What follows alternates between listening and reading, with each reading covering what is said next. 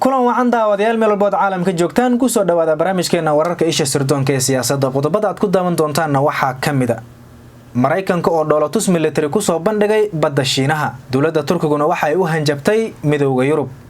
shirkadda warbaahineed ee TikTok-na waxa ay ka baxaysaa gobolka Hong Kong qodobada ayaa kuwa kale ayaad ku daawan doontaan u diyaar garoob isagoo fidsan shirkadda warbaahineed ee TikTok ayaa ka bixi doonta suuqa Hong Kong maalmo gudahood sida uu xaqiijiyay afayeen u hadlay TikTok waxaa sidoo kale jira shirkado kale oo teknoolajiyada ka shaqeeyo ay ka mid yihiin Facebook, Google, Twitter ay joojinayaan habsami u socodka codsiyada dawladda ee xogta isticmaalka gobolka barnaamijka muuqaalka fiidiyowga ah ee qaabkiisu gaaban yahay oo ay leedahay shirkad laga leeyahay dalka Shiinaha ee loo yaqaano ByteDance ayaa go'aan ku gaartay in ay isaga baxdo gobolka Hong Kong waxaan go'aan ku gaarnay in aan isaga baxno Hong Kong sababo la xiriira sharciga amniga qaranka Shiinaha oo saameyn nagu yeeshay ayaa uu yiri afayeen u hadlay shirkadda toddobaadkii hore baarlamaanka dalka Shiinaha waxa uu meel mariyay sharciyo cusub oo amniga qaranka ah oo xayiraad badan ku soo rogay Hong Kong sidaas darteed shirkado badan ayaa isaga baxay oo sharcigaasi saameeyay waxa ay daawadayaal hadii qodobka inta kaga gudubna wixii ku soo kordha waxaad ku daawan doontaan wararkeena dambe iminkana Turkiga dawladda Turkiga ayaa ka jawaabi doonta tallaabooyin u gaar ah hadii midowga Yurub ay cunaqabatayn dheeraad ah ku soo rogaan Ankara waxaa sidaasi sheegay wasiirka arrimaha dibadda Mawlid Cavusoglu kadib kulan uu la yeeshay diblomaasiyiin midowga Yurub ka socday wasiirka arrimaha dibadda Faransiiska ayaa toddobaadkii tagay sheegay in wasiirada midowga Yurub 13 bisha Juulaay ka doodi doonaan suurtagalnimada xayiraad dheeraad ah oo la saaro Ankara sababo la xiriira gaasta ay ka qodayso aaga dhaqaalaha ee dhulbadeedka Qubrus hadii midowga Yurub go'aan dheeraad ah ka qaataan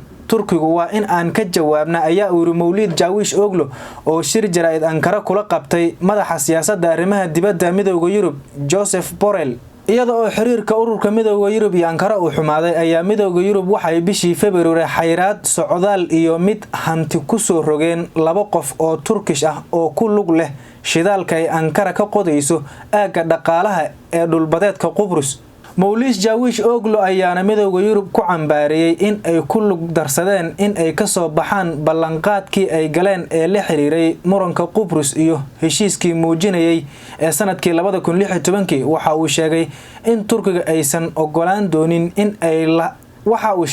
aysan Turkigu ogolaan doonin in ay la hayste u noqdaan Greek iyo Qubrus waxa uu midowga Yurub ugu baaqay in uu noqdo dhexdhexaadiye daacad ah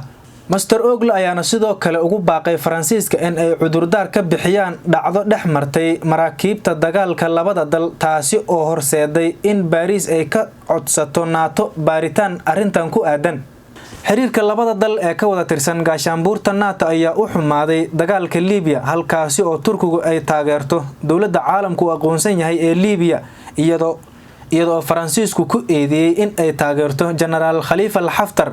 hogaamiyaha afgambidoonka ah ee Liibiya Faransiiska way beeniyeen in ay taageeraan Haftarka afgambidoonka ah waxa daawadayaal wixii waray ku soo kordha waxaad ku daawan doontaan wararkeena dambe iminkana Shiinaha labada markab ciidan oo kuwa dayuuradaha xambaara ayaa markii ugu horeysay lagu arkay iyaga oo wada socda badda koonfurta Shiinaha laba maalmood kadib markii Beijing ay ku goodisay in ay qarxinayso ciidamada badda Mareykanku marna cudud inta la eg isuguma keenin gobolka tan iyo sanadkii 2014 goortaas oo ay dhoolatus ku soo mareen maraakiibta kale ah USS George Washington iyo USS Carroll si kastaba ahaatee dhoolatuska sanadkan ayaa imaanaya xilli ay xaaladda gobolka kacsanta isla markaana Mareykanku eeda coronavirus iyo sida ay uga jawaabtay uu dusha ka saaray Shiinaha iyadoo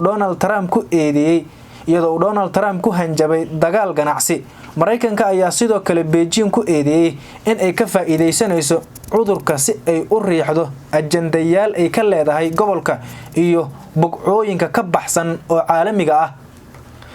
waxa daawadayaal wixii war ku soo kordha waxaad ku daawan doontaan wararkeena dambe intaas ayaan ku soo gabagabeynayna barnaamijkeena isha sirdoonka ee siyaasadda oo aad ka daawanayseen Ali Xildon Channel tan inta marka xigta dib u kulmi doono sida ay nabadgelyo